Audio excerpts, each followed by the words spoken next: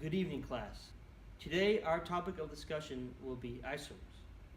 Before we begin discussing the subject today, which is stereoisomers, we have to preface that stereoisomers aren't the only type of isomers.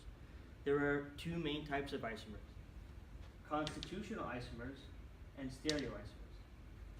Constitutional isomers are compounds that have the same number of atoms and bonds, but have differences in bond connectivity.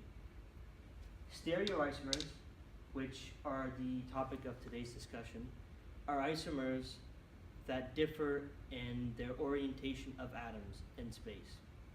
As an example of constitutional isomers, hexane and 2-methylpentane both have 6 carbons and 14 hydrogens, but they differ in bond connectivity. Therefore, they differ in chemical and physical properties. Before we discuss stereoisomers, we must understand something called chirality. Chirality occurs when there are 4 different groups around a carbon atom. So for example, this carbon has 4 different groups: a methyl group, a bromo group, a hydroxyl group, and a hydrogen. A compound is chiral when its mirror image is non-superimposable upon the original compound. To demonstrate an example of a molecule that is achiral, or that lacks chirality, we will look at this molecule, which has 2 of the same groups, 2 bromines.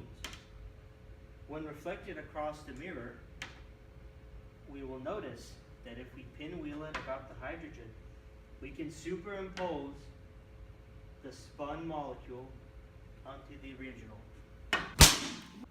Austin, you need to wake up and pay attention, because isomers will be very important in your life.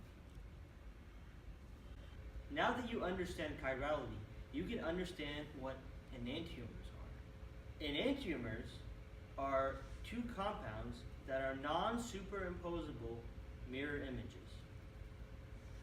This compound, when reflected across a mirror and spun about the hydrogen, is non-superimposable on the original compound. Therefore, this compound and this compound are enantiomers. Stereoisomers are so easy. All you have to do is just flip and rotate some molecules and they'll have the same chemical formula and some different properties maybe, but so easy. Brianna, if you think this is so easy, why don't you come up here and explain diastereoisomers to the class? And Austin, because you like sleeping in class so much, you can come up and explain meso compounds. I mean, this is pretty easy because diastereomers are stereoisomers that have different configurations at 1 or more chiral centers, but not all of them.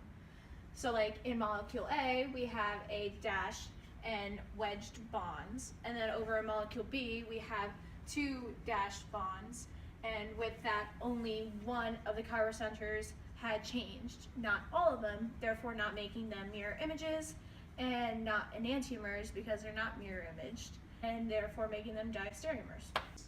Gentlemen, Dr.